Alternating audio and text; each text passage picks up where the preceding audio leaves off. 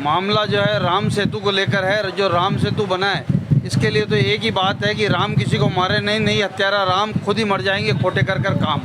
जो जिस प्रकार से इस जो ब्रिज बना है उसके अंदर जो घोटाला हुआ है वो सबके सामने है। और इसकी पोल जो है, इसकी जब खड्डे हो गए, इसके अंदर मैं कहूँगा कि ठाकुर की सुरंग के अंदर छेद हो गया है। और इस तरह से जो घोटाला स्मार्ट सिटी का सामने आया है, जिस तरह से पूरे अजमेर शहर की जनता को पता है।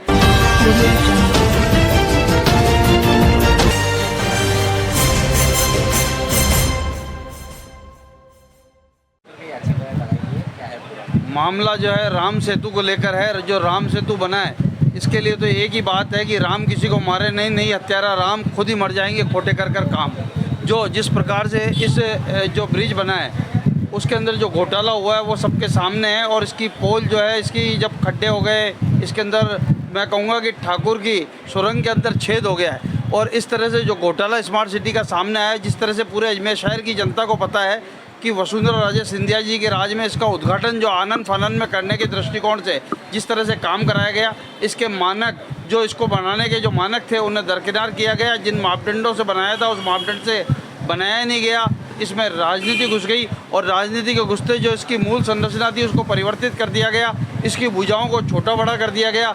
जहाँ उतारना था वहाँ उतारा नहीं गया। और इन सब को लेकर जहाँ कट नहीं था वहाँ कट लगा दिया गया। और जहाँ कट की ज़रूरत थी वहाँ कट दिया नहीं गया। और आज के हालत में ब्रिज के अंदर ये है कि यहाँ पानी भर जाता है, इसके पानी की निकासी की कोई व्यवस्था नहीं है। और नीचे पूरा पानी टपकता है, तो नीचे से लेकर ऊपर तक चलने वाले जो, चाहे वो ब्रिज के ऊपर चले चाहे वो ब्रिज के नीचे चले, उन लोगों की जान खतरे में। शहरवासियों की जान माल की सुरक्षा को लेकर ये जनप्रतिनिधित्ववाद पेश किया गया है, जिसके अंदर जो स्मार्ट सिटी में हुए घोटाले को लेकर जिन जिन अधिकारियों की जिम्मेदारी थी, जिन्हें उस समय जांच करनी चाहिए थी और जांच करने के बाद में सही रिपोर्ट देनी चाहिए थी, उन्होंने जो सही रिपोर्टें नहीं थी, उनके खिलाफ दंडात्मक कार्रवाई करने, उनके खिलाफ विभागीय जांच करने। और जो ठेकेदार जो कंपनी है जिनको करोड़ों रुपए का भुगतान कर दिया गया और जो उनके खिलाफ जो विलम्ब से काम किया, जो मानकों से काम नहीं किया, उनके खिलाफ शास्तियाँ लगाई गई थी, दंड लगाए गए थे। आर्थिक करोड़ों रुपए का उनके ऊपर शास्ति बकाया थी, उन्हें सरकार के उन अधिकारियों ने माफ़ कर दिया गया। वो राशि उनसे वापस वसूलने के लिए ये इन तमाम बातों को लेकर ये याचिका पेश की गई है। और इसमें ये भी मांग की गई है कि ये पुल जब तक चालू नहीं कराया जाए, जबकि इसके सुरक्षात्मक पहलुओं की जांच नहीं कर ली जाए, संपूर्ण जो इसकी जो पत्रावली है वो माननीय न्यायालय के समक्ष प्रस्तुत की जाए, ताकि माननीय न्यायालय इसका अवलोकन भी कर सके कि जो पूरा प्रोजेक्ट है, काम प्रारंभ होने से लेकर अंत तक का, वो सभी चीज़ें न्यायालय के सामने लाने के लिए और जनता के सामने लाने के लिए जनहित याचिका पेश की गई है। आम जनता की जो जीवन खतरे में है, वो स्मार्ट सिटी प्रोजेक्ट के तहत जो काम किया गया है उसमें 243 करोड़ का ये प्रोजेक्ट था। और पहले ही आपको पता है स्मार्ट सिटी के नाम पर 7 वंडर को लेकर 36 करोड़ रुपए की वाट लग चुकी है। स्मार्ट सिटी की को लेकर दिन प्रतिदिन आम जनता के टैक्स के जो गाढ़े पैसे हैं उसकी जो वाट लगाई जा रही है, जो राजकोष को नुकसान पहुंचाया जा रहा है, उसकी वसूली इन संबंधित अधिकारियों, दोषी अधिकारियों से, दोषी ठेकेदारों से, दोषी कंपनियों से, दोषी फर्मों को लेकर जो ये वाद प्रस्तुत किया गया है, इसी में यह अनुतोष आ गया है।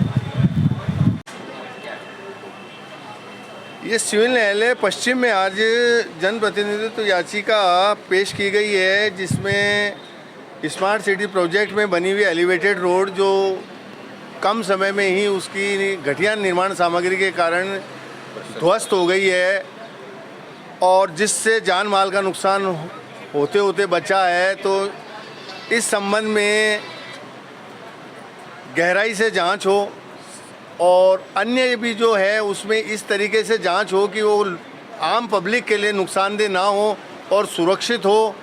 और ये मांग की गई है कि इसमें जो भी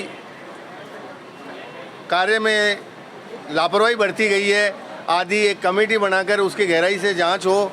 और आज ये जितेश धनवानी और मुकेश पुरी द्वारा ये पेश करवाई गई है, जिसमें 11 अधिवक्ताओं द्वारा इसको पेश की गई है। संजीव रोहिला एडवोकेट।